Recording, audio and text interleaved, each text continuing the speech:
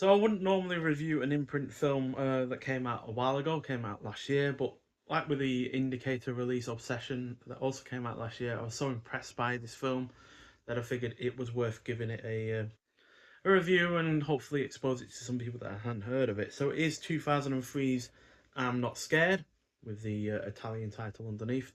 I'm not going to try and butcher that one. So this is directed by Gabriele Salvatore, who I've not seen anything else from before. It's a crime mystery thriller, clocking in at 109 minutes long. And just like with the director, I've not seen anything from the cast before either. So while playing outside one day, 9-year-old Michelle discovers Filippo, who is chained to the ground at the bottom of a hole. Michelle witnesses town baddie Felice nearby and suspects something bad is happening. Michelle is unsure whom he should tell about his discovery, eventually spilling the beans to his closest friend. Michelle's parents then learn of this discovery and warn him to forget what he saw.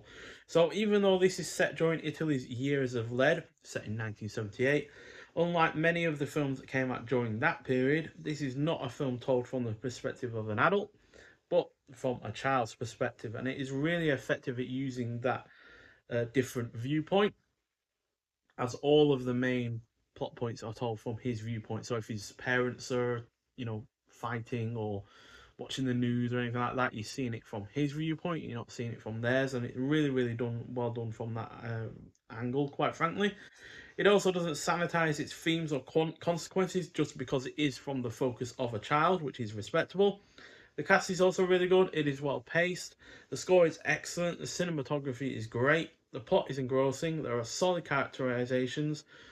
And the locale is well used while also looking really rather quite beautiful as well in the Italian countryside. So, yeah, overall, just an absolutely superb film. And yeah, really surprised me by how much I enjoyed it, because I feared that because obviously I don't have any ratings for these films being from Australia. I don't think they rate these releases, to be honest, in terms of age rating. I had no idea whether or not this was going to play really rather safe in terms of, its darker themes, or, go all out. And thankfully it was more on the latter side than the former. So, yeah, really rather nice release overall as well. Obviously got the slip cover sleeve, which I've shown you already, with the different artwork. Prefer that one to this one, to be honest. And then on the disc itself, we've got a 1080p high definition presentation of the original Italian cut, because this was released by Miramax in the US, and I think they either cut it down or dubbed it or something like that. Then you got audio commentary by director Gabriele Salvatore, as well as an archival interview with the director. And then you got Fields of Gold interview with writer Niccolo Amaniati, as they say it, from 2023. Then you got the film, the story, the music, archival documentary, and then behind the scenes archival featurette.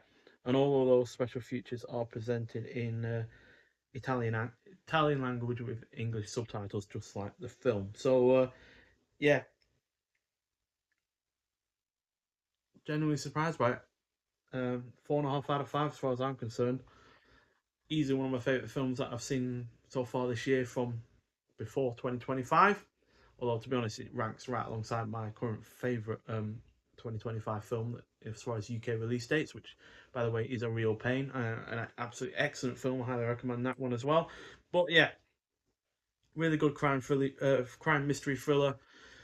Perhaps has its predictable aspects, like you might well quite quickly get onto who is actually behind the kidnapping of that child in the bottom of a hole. But outside of that, yeah, there's nothing really else to complain about with this film. And yeah, it's just absolutely highly engrossing. And yeah, to take such a dark film, which doesn't compromise on, the violence or the trauma that this child is dealing with in the whole, is really rather respectable. So yeah, get out there and see this if you haven't already. I do highly recommend it. But if you have seen this film before, I'd like to hear your thoughts on it. Nonetheless, so thank you for watching, and I'll see you in the next one. Bye.